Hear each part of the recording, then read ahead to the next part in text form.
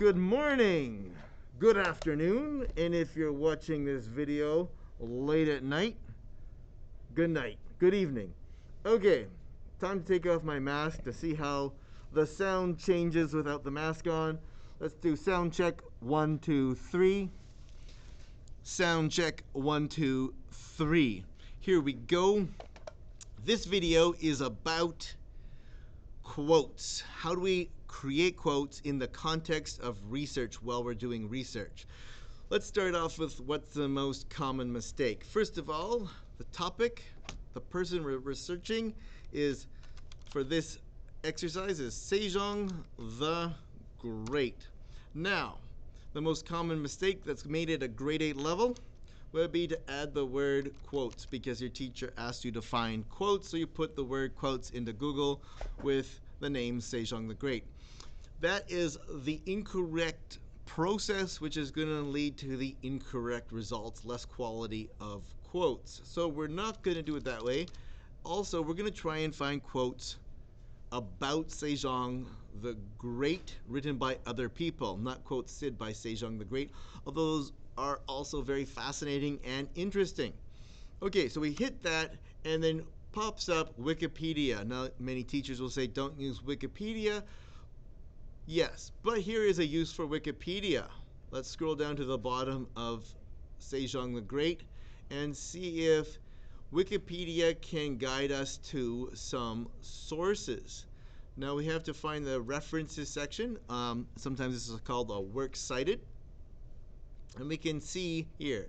Now, one of the tricks is, are these going to be in English? I do not read every language in the world, but I do read English. I see here Britannica here. And I'm looking here, Encyclopedia, A History of Science, Technology, and Medicine in Non-Western Cultures. Well, let's take a look at this one.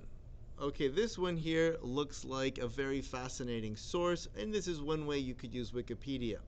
Now, although I could proceed with this method, I'm going to go all the way back out to Google, and I'm just going to scroll down here to see if I can find any other sources. Now I find Britannica.com here. That's what I'm going to choose to use for this exercise, because I like Encyclopedia Britannica. Now here it's written by the editors. So I'm going to take a moment to see if I can find any other articles, but this is one option. Okay, I did a little browsing on Google and I found a website by Thoughtco that has an author. For this exercise, I wanted an article with an author, and there's the author. It also conveniently has the date it was updated, which is something else I'm going to be looking for. Also, I found an interesting sentence right here. A progressive scholarly leader, Sejong promoted literacy and was best known for developing a new form of writing to allow Koreans to communicate more effectively. Now I have to think about why I might like this particular sentence from this website. Now let's say I'm making a paragraph that's about Sejong the Great with an argument, in my opinion, he was a thinker that valued education. So I can include this sentence because it has Sejong promoted literacy. That's why I'm choosing this particular sentence from this spot. Now I'm going to paste the quote into Microsoft Word right here, and now I've copied from a website and pasted the quote into Microsoft Word. For my notes, where I'm taking my notes in Microsoft Word, I have made a note that I chose this quote to show evidence of Sejong being a thinker and knowledgeable. Notice I have a spelling mistake here, which I'm going to right click on to correct the spelling of that word as I'm going along. Now, what is the punctuation that I need here for this quote? Now, if I just put it off as my own work, that's plagiarism, also known as cheating or academic dishonesty. Instead of doing that, I'm going to add, quote, whoops, I made a mistake, so I'm going to hit Control Z, which is an undo feature, which you want to be aware of. Now I'm going to put the other quote there. So I've got the punctuation showing this was a quote, but I'm not complete, I'm not done yet. I need to now add brackets and the author, which is why I really wanted to have an author to show you how to do the author here. Now, also, I've got the author showing here. I could have this Microsoft Word document full screen and then I can't see the author, so I don't have it full screen, so I can see how to spell the author's name. And I'm going to put it in the order of last name first. S-Z-C-Z-E-P-A-N. Now I'm going to double check the spelling because Microsoft Word is going to think I've spelt this name wrong, and I did. So I need to double check it and make sure I spelt it right. And then I'm going to put in the first name. Now, depending on your teacher's instructions and the style you're using, it may require you to have the first name or the first initial of the first name. Ask your teacher what they prefer. We're going to go on and not spend a lot of time on that topic. Also, some styles will ask for more information in the brackets there. Ask your teacher. Check with your style guide about if you need any more information in the brackets. But most styles require the name here. Okay, let's go on with the next step, which is how to record this for my reference later. So I'm going to keep the name there, or I just copied it. Then I am going to go back to the website and find out what was the name of this article. Biography, oh my gosh, it's a long one. So I could type it out, but I'm going to paste it in and see how it looks pasted. It's not the right font or size or anything, so I'm going to quickly select all this and make sure it is Times New Roman and 12-point font and see if that solves that problem. Something's gone wrong there where it is still got some formatting to it that I don't want. One solution to that is Control Spacebar, or I can hit the bold button there to get rid of unwanted formatting. Okay, so now I have the title of the article. I'm going to put the title of the article in quotation marks. Then I'm going to go over here to add the title of the website. And the title of the website is ThoughtCo. And then I'm going to look for the title of the publisher. Before I go on, I think I'm going to take the moment to format this with italics, which is the I up here. And now that's in italics.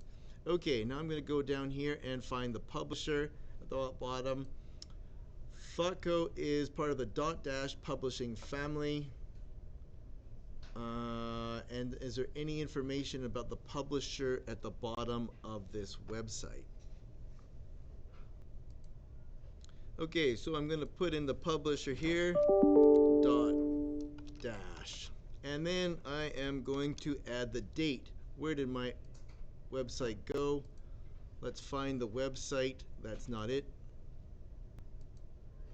Okay, we can see the date is 2019 there, and it's got a full date, May 15th, 2019. For now, until we look at the style and you get instructions from the teacher about the style, I'm going to keep all the information that I can find on the date. You may only need the year for the style you're using, but I've got the full date there. Now I've got the date, I've got the publisher, I've got the title of the website, I have the title of the article and the author's name. There is one thing I am missing, which is the URL, which I will copy from there and add. Now the final steps to do here would be the formatting. I'm going to want everything to be Times New Roman. So I'm just going to check that everything's Times New Roman, and I'm going to want everything to be 12-point font. But, I also do want everything double spaced. So I'm going to go to paragraph, down arrow, make sure I've got everything double spaced, and now everything's double spaced. But now I want special formatting for my record, for saving this for my word references, my references, works cited or references. So I'm going to go to paragraph, down arrow, and change special from none to hanging. I like 1.5 centimeters, and there we go. I've got that formatted where the last name stands out, making it easier to find. And when I go to put that on an alphabetical ordered list, I can see that that's an S and I know where to put it on the list. But I'm going to go back up here to review my quote for you to make sure you have quotation marks on each end. make sure you have brackets with the author's name and brackets. Ask your teacher about what to do if there is no author, or you can go to Google and Google it, or YouTube and put in what to do if there is no author. And you can put in a style into YouTube, MLA 8 or APA or other style guide. Okay, there we go. Finding a quote. Now, the key thing is this quote is found in the context of reading about this entire website. And what we have done is we have selected a sentence that we want to choose to include as a quote, and we have done the selection work. We have not used Google to select the quote for us, but we have done a reading and we have chosen a sentence that fits with what we are writing about, what we are researching, and the argument we want to make. And for higher level students, this is extra important. You want to be thinking about why you are choosing that quote. Here it says, I chose this quote to show evidence of Sejong being a thinker and knowledgeable. Also note, thinker and knowledgeable are words that are part of IB/MYP learning profiles. If you happen to be an IB/MYP student, thinker and knowledgeable are learning profiles from IB/MYP. All right, if you have any questions, you know my email. You know you can get a hold of me on Microsoft Teams chat. Thank you for your time. Don't forget there are other videos of mine that you can watch on other topics if you have any other questions.